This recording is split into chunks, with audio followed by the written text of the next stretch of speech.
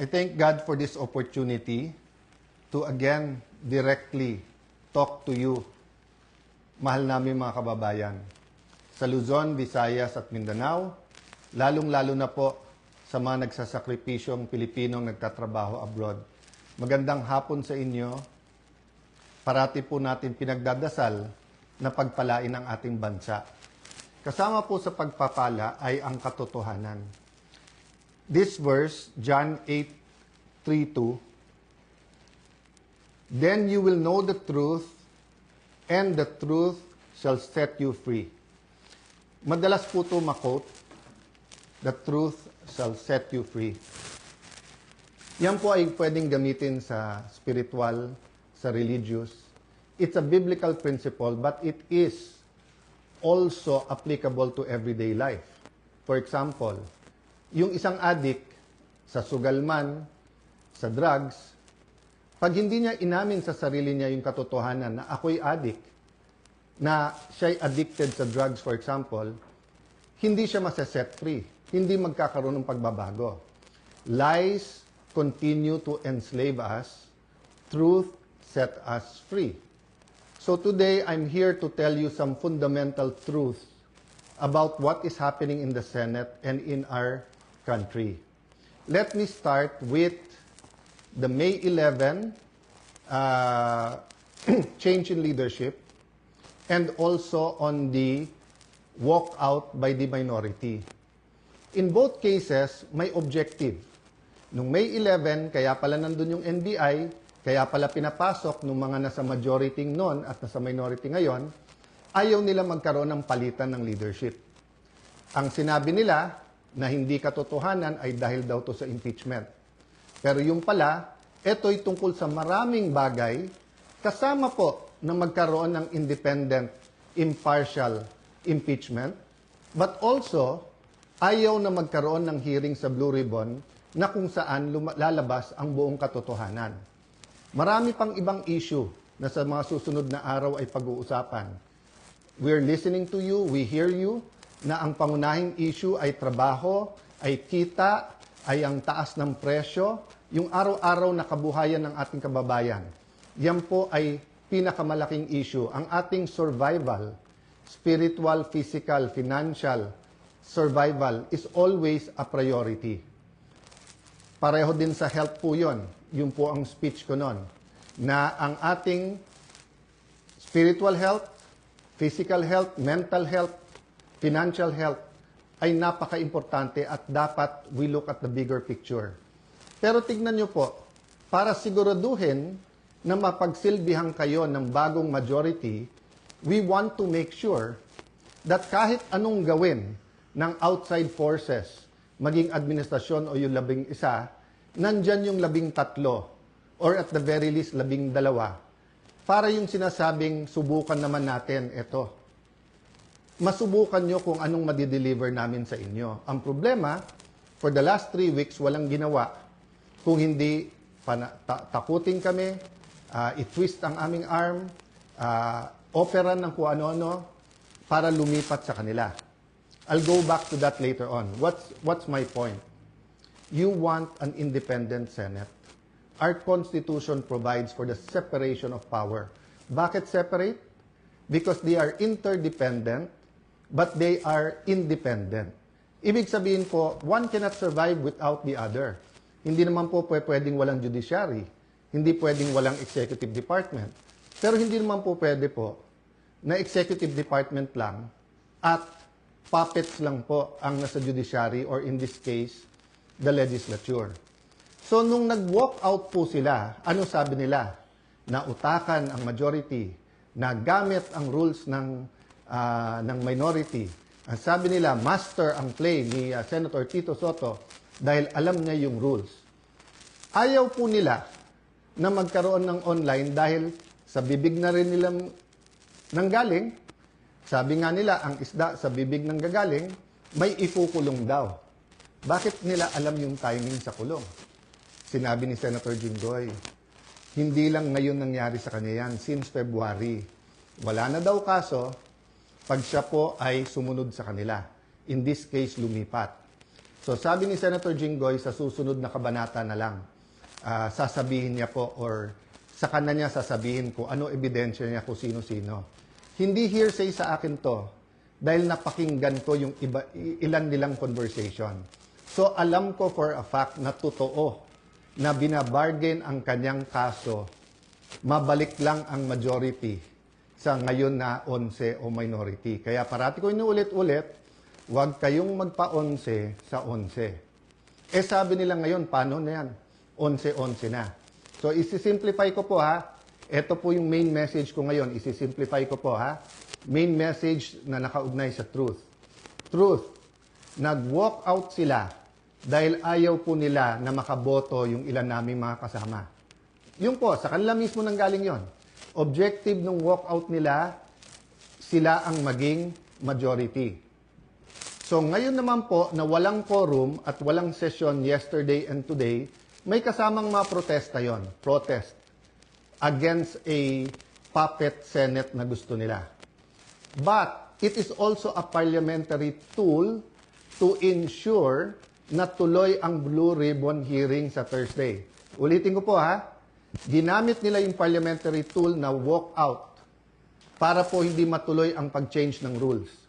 So ngayon po ang majority, ginagamit din po ang rules sa tama, morally, legally, to ensure na hindi agawin ang mga committees para po matuloy ang hearing ng Blue Ribbon sa Thursday at ang iba't iba pang mga importanteng hearing sa bawat committee.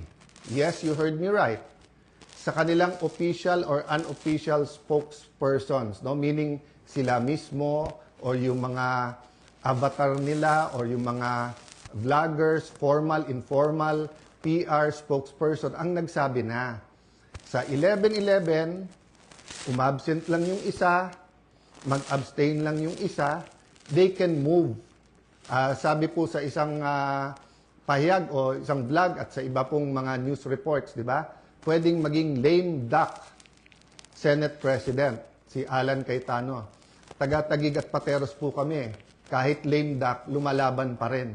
No? So, alam po namin plano nila.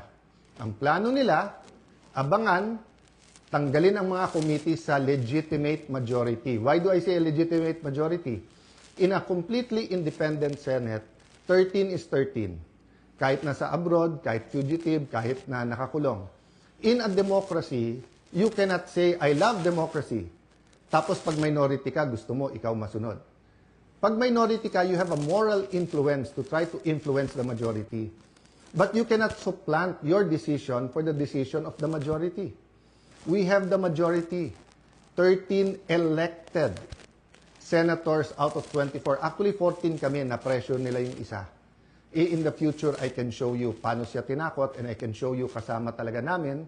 Ang problema nga tinakot at ang pagpihit ngayon pagkakulong ni Senator Jinggoy ay ginagamit nilang panakot sa iba. Don't get me wrong, ha? I'm not blaming the Sandigan Bayan or the law or legal processes.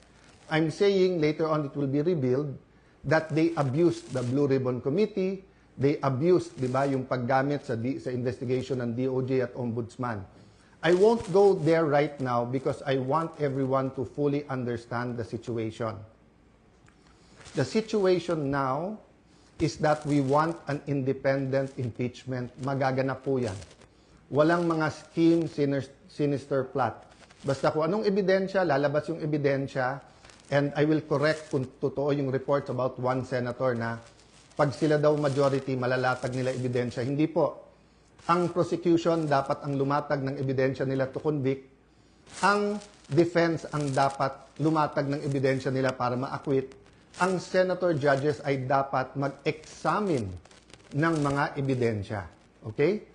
So, in accordance with the rules, and there are rules of evidence, so people will be able to judge us. So that's one important thing, the impeachment. The other important thing is yung ekonomiya natin, presyo. So in the next few days, we will be announcing to you the hard work that we're going to do in the different committees to help address inflation, to help address ang problema sa production sa agriculture, to help address yung mga walang pera sa pagpapagamot. After summer, pasukan. To help address the problems of K-12, to help address the problem ng mga gustong mag-aral, hindi makapag-aral. There are many, many other problems in between that. Sa kabuhayan, marami sa ating mga kababayan sa Middle East may problema sa trabaho or sa kita. Marami sa ating importers sa taas ng dolyar ngayon, nahihirapan. So napakaraming problema. But if we allow the flood control issue, the biggest corruption issue in our history, to go unchecked, let me throw you this question. Alam niyo na ba kung ano talaga ang scheme o scam sa flood control? Ilan ba talaga ang ghost? Ilan ang hindi ghost? Ilan ang substandard? Bulacan lang ba? O maraming lugar sa ating bansa? Senador lang ba? May congressman? May cabinet member ba? May mastermind ba o wala? Ano yung real numbers? Sa 1 trillion a year, sa 2023, 24, 25. Ano ba dyan ang tama? Ngayon ba? Wala na bang corruption ngayon sa infrastructure problems? Kamusta ang ating flood control? Pag umulan ba ng malakas ngayon, makakasiguro tayong hindi babaha? So, ang dami pong tanong. Hindi po ito masasagot kung wala tayong independent, impartial na hearing. May hearing ang ombudsman, may investigation at hearing ombudsman at DOJ. But what about the Blue Ribbon Committee? We gave Senator Lacson a chance. Napakatagal yon. Kayo na magkwenta ilang buwan o isang taon, di ba? So, Senator Marcoleta had one hearing. Pipigilan natin yon. Witnesses.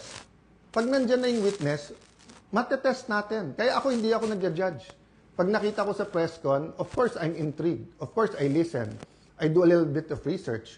But until matesting yan sa cross-examination, dun pa lang ako maniniwala at ibabalandra ko po yan or isa side-by-side ko sa mga existing na ebidensya.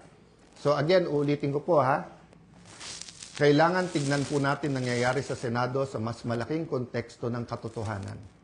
Gusto ba natin na ang Senado ay maging kasangkapan, ay gamitin, no? Para ilabas ang totoo? O ito ay kasangkapan para itago ang totoo? Is the Senate for truth or not? Now, it's quite unique if you say that the number now is 11-11.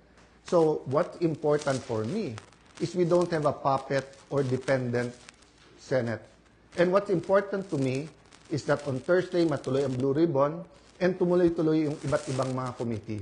So, we will keep you updated. There are many questions, there are many issues. Sa mga kapatid natin sa media, send your questions sa akin, MRO. This afternoon, I might answer some. If not, tomorrow, Thursday, Friday, I will be answering one by one all of those questions. But for today, I want us to all ask, hindi ba when we passed the 1987 Constitution, ang isang basic principle doon, katotohanan.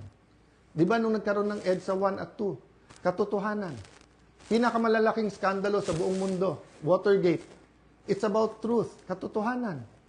Ngayon, lahat ng propaganda sa Iran, sa Israel, sa US, presyo ng langis. Hindi ba ang isang issue dyan, katotohanan? Ano ba ang truth tungkol sa lahat na to? Ang corruption sa ating bansa ay hindi mabibigyan ng lunas kung walang pagbabago. At walang pagbabago kung hindi tayo magsisimula sa katotohanan. So I challenge all senators, both from the minority and majority, what's more important to us? Position, wag mabanggit yung pangalan natin, wag tayo makasuhan, malapit tayo sa administrasyon, 2028 may ambisyon. If you say you love the country, then why not fight for it? And you know, you may say a lot of things about Senator Jinggoy. You may talk about his past. But I will reiterate, I am a witness. Narinig ko yung mga offer sa kanya. Wala ka ng kaso, wag ka lang kakalas. Nung una, wag ka sumama dyan kay Senator Loren. Ngayon naman, kumalas ka at join the minority. The minority senators knows this. So stop lying. You know this. Some of you are using it in talking to us. O, sabi ko naman sa inyo, no? Pumili tayo ng 13, I'm ready to go anytime, any day. Basta't may 13 na. Show me 13, wala nang problema. Ang pakiusap ko lang, let that be 13 that are fighting for the truth. So that the truth can finally said, the truth can finally set all Filipinos free. God bless you. God bless the Philippines.